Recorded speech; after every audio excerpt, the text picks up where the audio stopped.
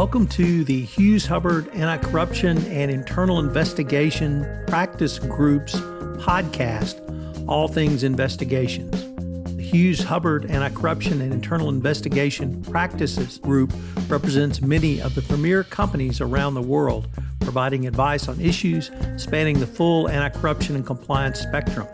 In this podcast, host Tom Fox and members of the Hughes Hubbard Anti-Corruption and Internal Practice Group will highlight some of the key legal issues involved in white-collar and other investigations, both domestically and internationally. We will tackle topical issues involved in investigations, as well as explore how companies can prevent and detect issues that arise in conducting investigations on a worldwide basis. Hello, everyone. This is Tom Fox, back for another episode of All Things Investigation. Today, I'm thrilled to have Mike DeBernardis join me to discuss the SAP enforcement action. Mike, first of all, Happy New Year and welcome to the pod. Happy to be back on. Happy New Year to you. Excited for what 2024 has in store. Mike, for all of the naysayers at the end of 2023 and early into this year who said FCPA enforcement is somewhere in the nether regions, boy, we had a bang up first couple of weeks with this case. You want to set the stage for us? Yeah, happy to. I was not one of those naysayers, but for the record, just put that down. Yeah, so let me talk a little bit about the background of the conduct here before we can dive into some lessons. SAP, the resolution was a coordinated resolution, the DOJ, NIC, the DPA with the Department of Justice details corrupt schemes in South Africa and Indonesia. And the SEC order details additional corrupt activity in Malawi, Kenya, Tanzania, Ghana, and Azerbaijan. And third parties feature really prominently in all of these schemes. In South Africa, the SEC order detail schemes involving corrupt payments to officials at city government authorities. So the city of Joburg is featured prominently, as well as to South African state-owned entities such as Eskom. One of the interesting things here to me is that there are in both the DPA and the SEC order pull quotes directly from text messages and WhatsApp messages detailing the scheme pretty blatantly. In South Africa, the charging documents detail bribe payments made through third-party intermediaries who were paid really exorbitant commissions for no services. In one particular contract with the Department of Water, engaged two intermediaries, paying each of them 14.9% commission, which is a large number, especially using two intermediaries. But one of the critical facts there is it's just under, I suspect 15% was the number that required an additional level of approval at SAP. So they brought it just under that threshold. The DPA and the SEC order highlight the fact that there was little onboarding diligence for many of these intermediaries used. And in certain instances, subsequent reviews identified pretty significant red flags. In South Africa, one of the main intermediaries had no prior experience, no financial records, no tax records, and the address they had given as the location of their business showed no signs of activity. All the types of things that would be identified in a thorough onboarding due diligence process. And really, the reality is, it seems from the charging documents that the intermediaries engaged in South Africa and Indonesia had a reputation for corruption in the industry, and that's why they were engaged. In Indonesia, similar schemes in terms of using third-party intermediaries to pay bribes.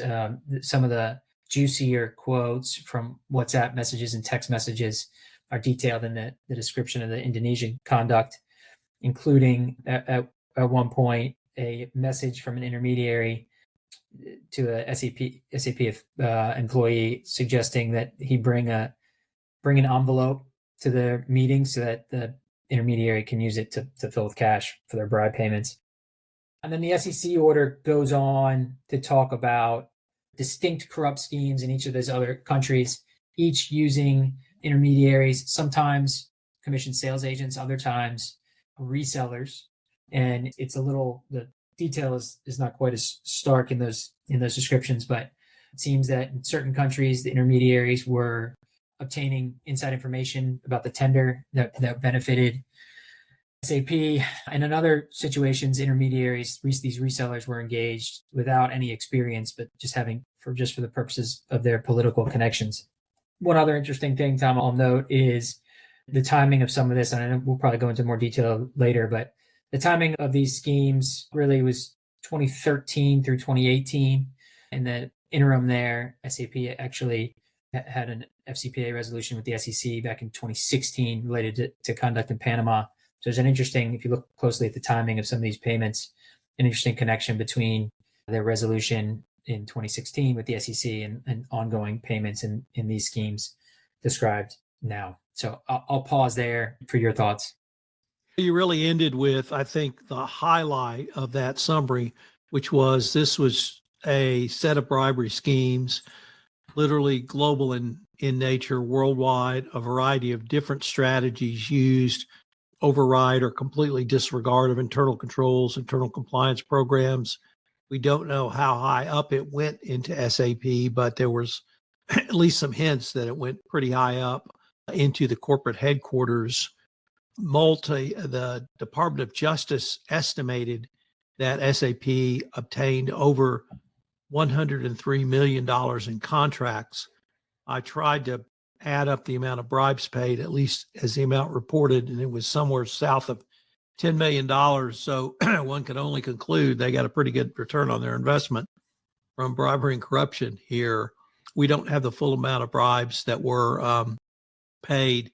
I was also very intrigued with the 14.9% commission rate. You, I think, correctly noted it was high, but also that the rate at which there had to have additional corporate approval was 15%. And so it's like the expense account where you have a $75 limit and you have 10 at $74.99. That should have caught someone's attention at the very least. But Mike, and I appreciate you going through that because it really sets up the question that I hope we can explore, which was, I think this was an incredibly superior result.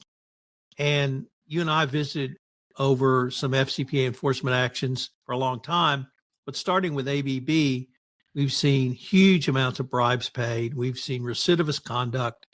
We've seen global schemes literally across the globe. How did SAP get the result they got? And we have to add, they didn't self-disclose. No, it's an excellent point. I think if you're looking for lessons, that's certainly one of them. The criminal penalty that the DOJ ended with was, I think, 40% below the bottom of the sentencing guideline range. So they're obviously getting significant credit from the Department of Justice, in addition to all the other ways that there was credit in terms of offsets for amounts paid to the South African authorities and disgorgement paid in different places. I think it's going to come back to what you and I have discussed on multiple occasions, which is real, meaningful cooperation and real, meaningful remediation. And those two things at this point seem to guarantee you a significant amount of credit, whether you're a recidivist or not, right? And what those, that's a very painting with a very broad brush, because what real meaningful cooperation and real meaningful remediation mean is going to vary depending on the circumstances. But here it appears, at least, even though they didn't self-disclose, that they jumped into this investigation both feet and were engaging the DOJ and SEC right away, and then made real efforts to, after sort of the second incident here with the 2016 resolution and this one, to really change the company for good. We can talk about what they did specifically in those, but it really comes down to those two categories of actions. Mike, that answer too. Very impressed. The other thing that really struck me was, as I mentioned, first let me go back to the penalty, because it was a little more nuanced. And I took a very deep dive into the sentencing guidelines, the factors that go into that, the what the sentencing guidelines with the multiplier, the range they give, and then the ultimate discount. So let me see if I can walk through that. Because they did not self-disclose, they did not get 3 points off or 3 points credit under the sentencing guideline. My estimation that cost them about $20 million alone from that. But even more interestingly, this was the first time you said they got 40% off the bottom end of the sentencing range. It was actually not off the bottom end because they didn't self-disclose and there was some other conduct. I don't know if it was the invidious nature of the conduct. I don't know if it went to the corporate office, but there was actually 10% above the minimum sentencing range. So they bumped it up a little bit. And from there, they took the 40% discount. And that was not even the 50% discount they were entitled to. So there was something else going on that wasn't fully explained. I wish the DOJ would give us a little more information because I think that's an important calculation for us to noodle over, not just geeks like you and me. But so they got a huge discount, and they could have gotten much, much more if they had self-disclosed. I estimated it could have been as high as $90 million from the Department of Justice. So the first message I got from that was the DOJ is really trying to incentivize companies to self-disclose. And frankly, I think that puts actually more pressure on people like yourself who are doing these internal investigations, because you got to do it quick and you got to do it right. And then you got to sit down with a client and have a very difficult conversation. So that's point one. Point two is I was stunned at the discounts given, but you have to give SAP credit. They had to have done quite a bit right. And I was really intrigued by, there's always a laundry list of what the company has done. And here it started off with root cause analysis, and not just that they did a root cause analysis, because I think most people understand the need for that, but that led directly to their remediation. And that caused me to go back and read the FCPA resource guide and the 2023 evaluation of corporate compliance programs. And it really specifies they want your remediation to be based not on your investigation, but a root cause analysis. I have to think that SAP was really following the spirit and letter of what the DOJ wanted. They did a series of other actions, and I want to highlight their data analytics program got specifically called out. And for every multinational who's in a lot of countries, and if there's one of those, that's SAP, they had 150 different accounting systems that had to be integrated. And if that doesn't scream data analytics, I don't know what does. They also held back salaries, and the DOJ specifically pointed that out. The amount was relatively small at just over 109,000, but the DOJ is making very clear that they want companies to do that, and SAP did that. I didn't see anything in the settlement documents which would tell me there was the double secret extra need for speed on the investigation and reporting to the DOJ. So I have to conclude most of the credit came from this remediation, and I can only applaud SAP because they must have done a very thorough job, ending with they were not required to have a monitor. Yeah. And the monitor is basically, do you have a program in place with internal controls and have you tested it? Once again, we had no specific language to that effect, but you have to conclude they did because no monitor was required. So as bad as the conduct was, and I was one of the most strident about how bad their conduct was, I think they really did make a comeback. They made a great comeback. They got a great result. And I think they should be, number one, applauded. And people like you and me should study this to see if our clients get in trouble. There's some real concrete steps here the DOJ is highlighting for us. For sure. And I guess two more things on the remediation that I think are worth highlighting. One is there's a line in the laundry list that's not unique, but you don't see quite as often.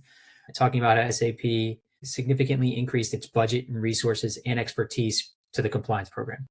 And I think this is an important step that can sometimes be overlooked. And I think it's helpful to the second point you raised, or third point about not having a monitor. Showing it's one thing to say, oh, we're going to increase training. And look, we've done these 10 trainings. People are familiar now. When you put resources into personnel, especially very qualified personnel, that signals a longer term commitment to the way you're going to operate business going forward, right?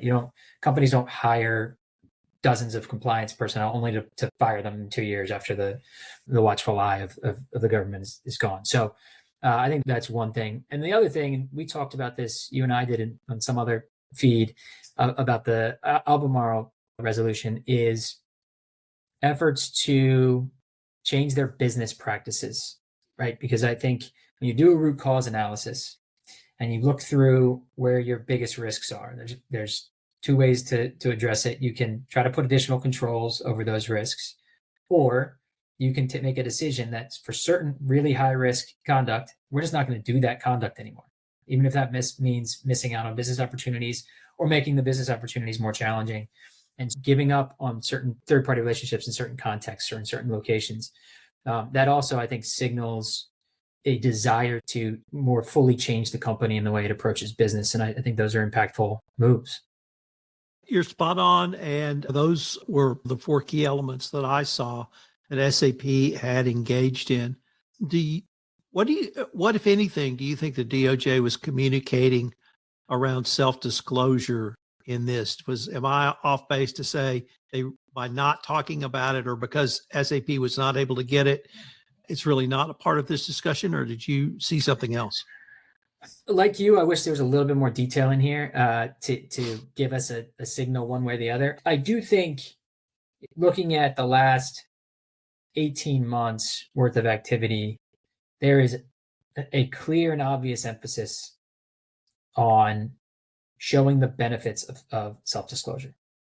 We don't want to go too far, right? To basically crush companies if they don't self-disclose, because now you take away incentive to do exactly what SAP did, which was take all these really important steps to cooperate and to remediate. But there's a clear desire to show the benefits of self-disclosure. And so when that's part of a resolution, it comes up in the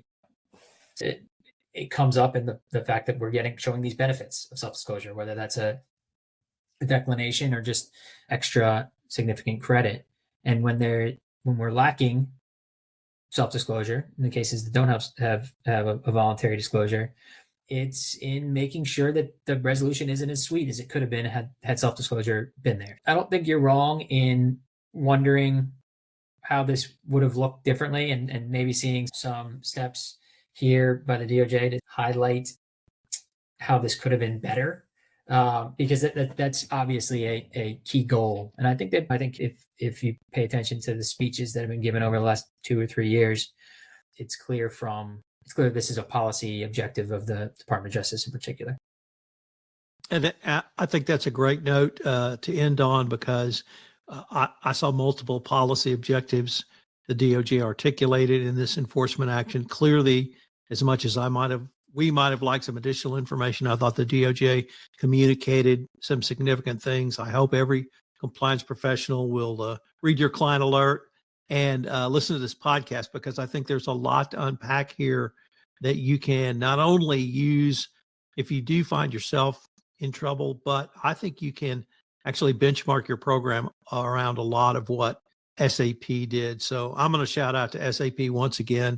I know I've skewered them for some of the facts, but I have to give them a huge applause for what they did do, because when you have $103 million in profits from bribery and corruption, there was a lot of it, and they made a great comeback. They made a great result. They paid a large fine and penalty and disgorgement, and they also paid fines and penalties to government agencies in South Africa. I think the DOJ and the SEC came out with a bang in opening 2024, Mike. Yeah, I agree. And I'm with you. I think this is ultimately, it's hard in the context, it's always hard to view it as a win, right? Because they did pay a big fine. But I think this is an excellent result for them. And I often say that there are lessons to be learned in every one of these FCPA resolutions. And there's enough detail in the SEC documents and the DOJ documents to glean interesting lessons.